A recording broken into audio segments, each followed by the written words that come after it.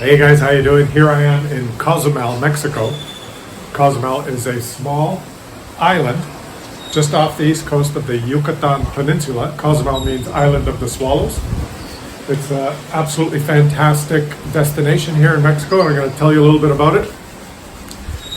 Think of Cozumel as kind of a much more relaxed, much more low-key, much more friendly, peaceful option compared to, say, Cancun, which is just across the strait here.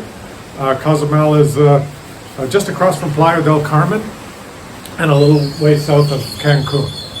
Have a look. The beautiful Caribbean Sea around me. So what's the attraction here? Well, like everywhere in Mexico, the weather is beautiful. There's a wide variety of places to stay. And in particular in Cozumel, the main attraction is not the partying that you find in a lot of other all-inclusives in Mexico, but the water. The snorkeling and the diving is fantastic here, and I'm going to show you some amazing footage of the type of things that you can see in the water. But first, let me talk to you in a general way. Where should you stay? When should you come? What's the lay of the land? How do you get here? What's the best way to get here? There's a variety of ways. Let's look at a map and go through that. Now, Cozumel is a little island just off the coast of the Yucatan Peninsula, right here. Here it is. This is the little island here. And if you zoom in, you'll see that there's a small airport right on the island. So there are direct flights, and you can land right on the island. There's a small built-up area here, the Centro. And basically all the hotels are on the west side of the island, along this edge right here. There's not very much development on the eastern side of the island. And any of the diving or the snorkeling is usually launched from the docks, which are right in the center here. And if you stay at any of the accommodations, which most of the hotels are along the coast here, you have to drive into the Centro here to get to where the boats are. And it's a very short, we stayed somewhere up here, and it was 5 minutes to take a cab and go down here for $5 or 150 pesos. And even if you stay down in this area here, it's probably only about 10, maybe 15 minutes to take a cab to get to the Centro there. There's only one road. If you can't get a direct flight into Cozumel, and that's one of the reasons that stops a lot of people from coming, there's other alternatives, and that's what happened to us. We could not fly direct. Trying to book a flight into Cozumel from the western part of North America, there's usually you have to stop in Houston for 18 hours or something ridiculous like that. But you can always get a flight to Cancun, which is right here. Take a flight and land in Cancun, and that's what we did. Then you take a cab from Cancun to Playa del Carmen, which is right here, and that's about an hour. And you can usually don't book ahead. Whatever you do, don't book ahead on the internet and pay anybody before you go, because they probably won't show up. Okay. So what you do is you land in Cancun, you exit the airport, and you walk out to the outside, and you say, "Hola, yo necesito transport," and there'll be a dozen people that'll take care of you, and you'll get a cab that you can drive from Cancun to Playa del Carmen, probably for $80 US. So if you're a party of 4 or 6, it's like, $10, $20 a person. And then you get to Playa del Carmen, and the ferry terminal is right there. It is. The ferry terminal is right there. And you take this ferry for about $20 US one way, and it takes about half an hour, and it takes you right to the Centro. Now, don't be intimidated or scared. Oh, I have to take a ferry. How am I going to handle that? I took the ferry, and the ferry was quite relaxing. And by the time you get to Cozumel, you're kind of in that Mexican chill mood, if you know what I mean, huh? And then take a cab to your accommodation in Cozumel. This particular place that I'm staying here is near the northern tip. It's quiet. There's very few boats. One thing I should mention when you're trying to decide where to stay is that if you stay anywhere in the Centro, it's really busy, and you're kind of in the town. This is where the ferries drop you off, and this is where all the vendors are trying to book you for snorkeling and diving. If we scan around here, those are two of the ferries, and a big cruise ship in the background. And these empty docks here are where the snorkeling and diving boats would be, but they're out for the day now because this is the afternoon. They're out on the water. And that big cruise ship there, you see it? There can be 2 or 3 of them here at any given time. And thousands of people get off those cruise ships and they all go into this little town and they all want to buy knickknacks. So saying it's busy in town is an understatement. Most of the snorkeling and diving and the boating activity is south of town in this area here. So if you're going to stay anywhere on the southern part over here, expect to have hundreds and hundreds of boats zooming by all day. And the reef is very close to shore. So the boats are zooming by back and forth all day. Hundreds of them, okay? So anywhere you stay here, be ready to have lots of boating noise. And even if you want to go out yourself snorkeling, you have to stay close to shore because if you venture out, if you're adventurous, you could get hit by a boat. I'm not even kidding. We stayed in the northern part here, which is much quieter and actually much closer to get to the launching of the snorkel and dive boats.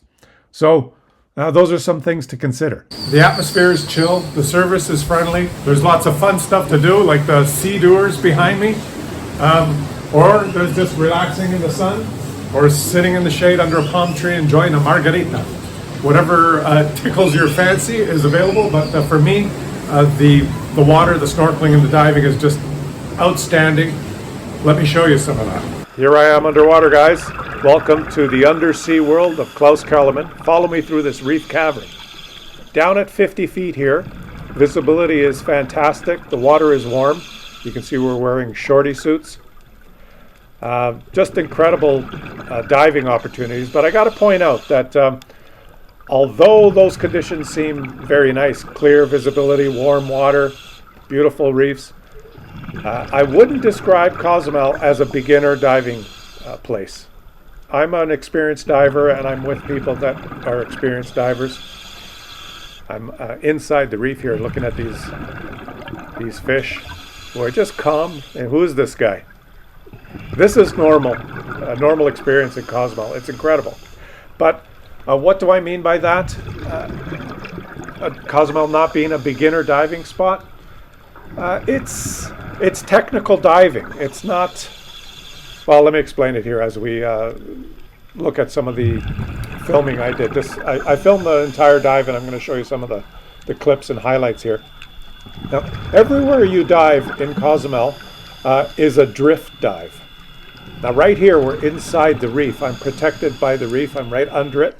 So I'm able to just sit still in there and film the fish. But this is normal.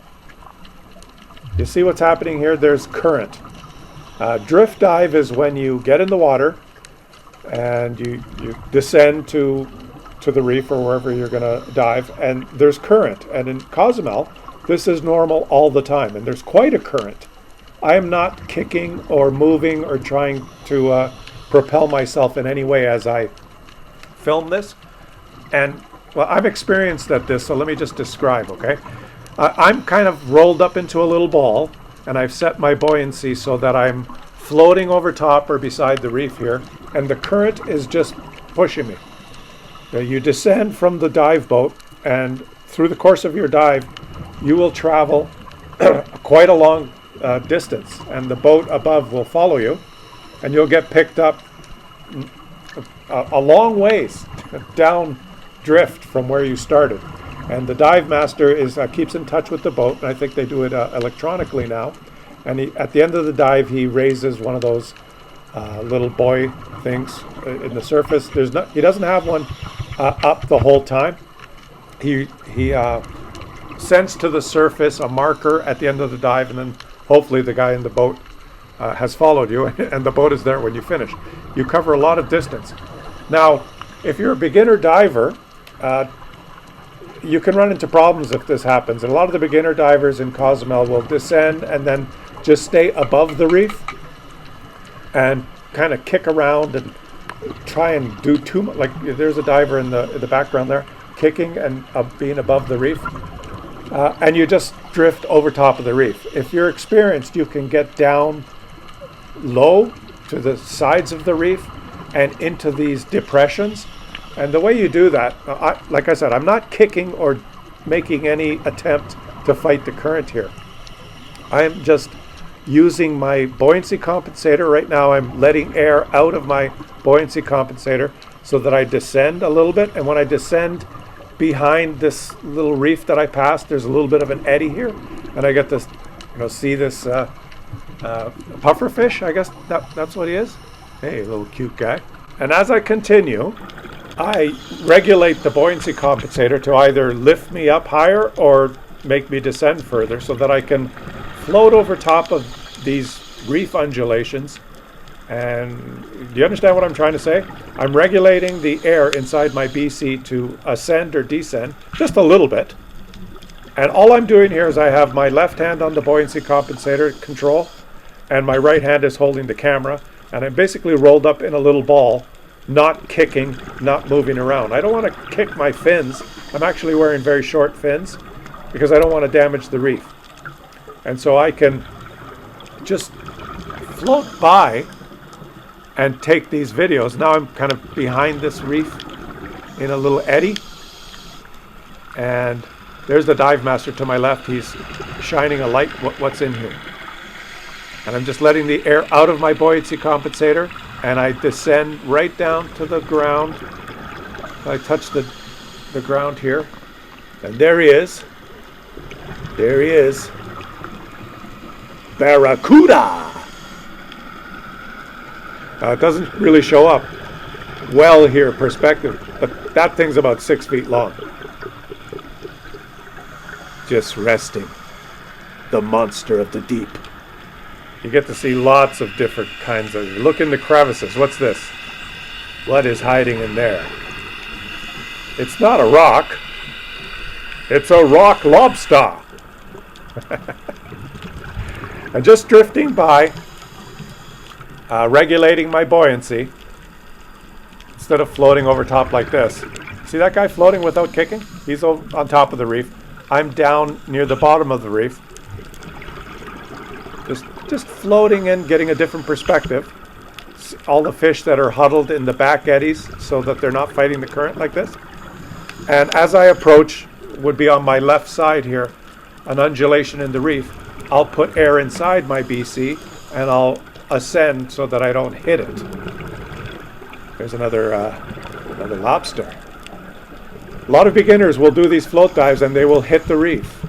The current will push them into the reef because they're not paying attention, or they start panicking and trying to kick to clear the reef like this. You'll kick up and you'll hit the reef with your knees. You don't want to do that. You're damaging the reef for one thing and you're hurting yourself. So that's my little spiel. I don't believe that Cozumel is really a beginner-friendly place to dive, unless you're just going to just float over top and look down.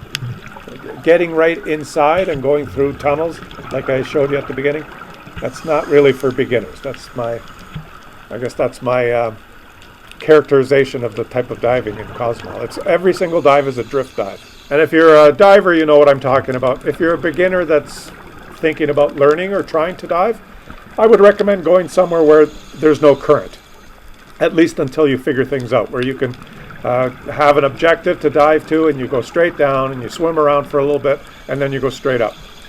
I think we probably covered our 2 or 3 kilometers drifting on this dive.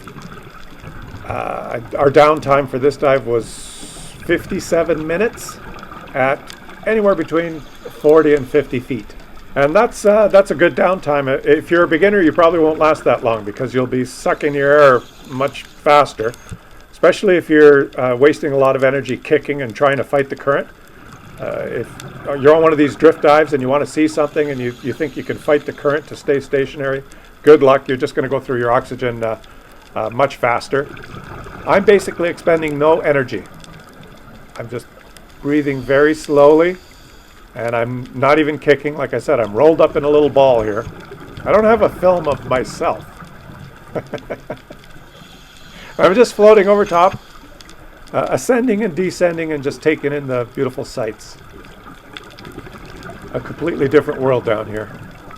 And incidentally, this is warm water, and the reef is 100% alive here in Cozumel. There hasn't been bleaching which is a phenomenon that's happening all over the world to reefs. And you can tell when that's happening because the reef, the organisms actually die and turn white. But the reef in Cozumel seems to be very healthy, and that's fantastic. It's a wonderful thing for all the creatures that live there and for us so that we can enjoy it. Here we are now just at the end of the dive doing our safety stop, 15 or 20 feet below the surface for 3 or 4 minutes. So I took some of the highlights of the dive. My recordings worked out pretty good. I hope you guys like that. Just incredible. I love being down there with the wildlife. It's amazing.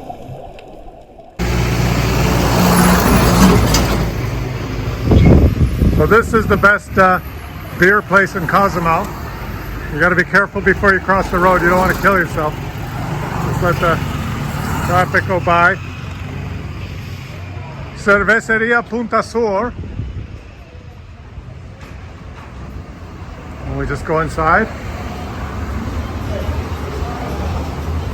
That's a beautiful bar.